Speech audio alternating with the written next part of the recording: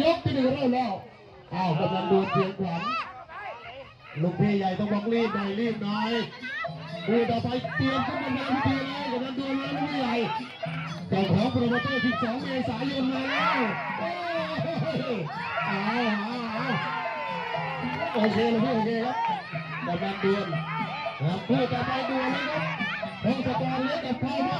เก่งคุณกับเป็นสาวเลยขึ้นมาในพิธีเลยครับแต่พ่อสั่งเล็กกับพงศกรนี่ไงแฟนเดินมาถึงได้เลยกำลังดวลมาแล้ว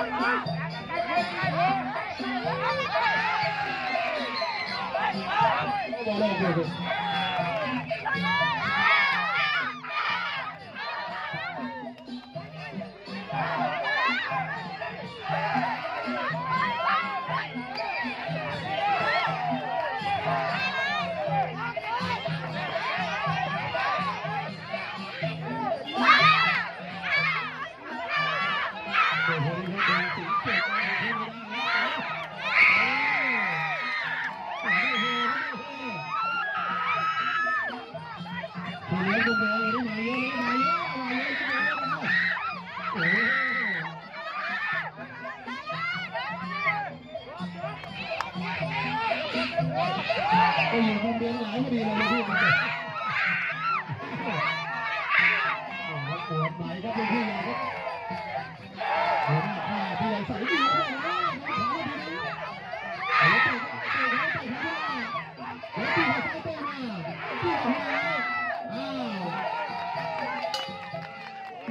กมาเยอะกับพระให้ดันทันอยู่แบบนี้ทันแล้วไม่ทันต้องให้ทันนะครับอายุที่2ประกาศแล้วเราไม่พร้อมครับจะไปเล่นคู่สุดท้ายนะครับคู่สุดท้ายอายุที่2เริ่มเดียวแล้ว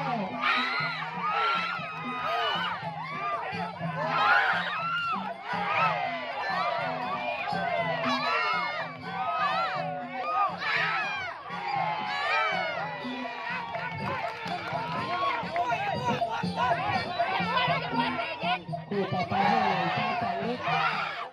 แต่ที่เราพูดกันนะครับคู่ต่อไปเดินไม่ถึงด้วยอย่างนั้นเลย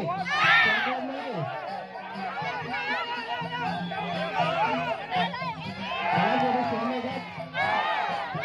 จะให้เขาดูเลยครับคู่ที่3จะเป็นคู่ที่4เลยครับให้ทางว่าคู่ที่4นะอย่าไปเลยคู่ที่4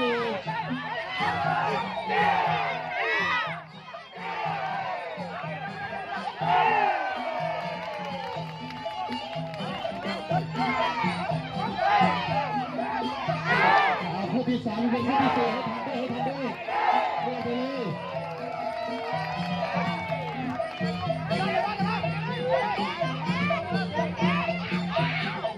ดีงามเปลี่ยนมาให้ชัดเจนเลยชัดเจน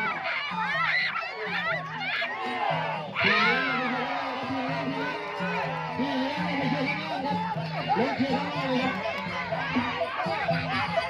บน้องๆตรงนี้ลงเลยลงเลย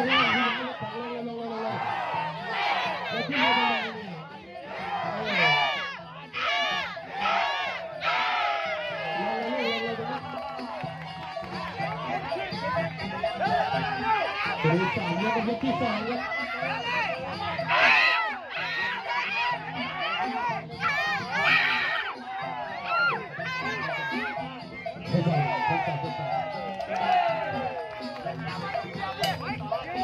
ตัวยกที่2ครับ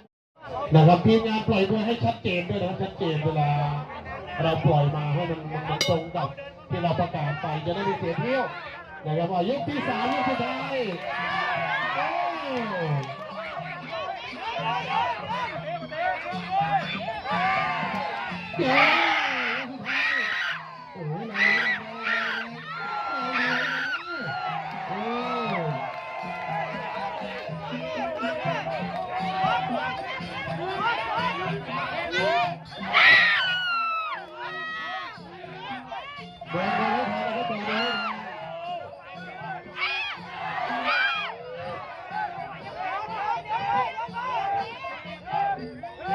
ที่อยู่ใกล้ไอ้ตะคีเย็นคอนะเย็นคอ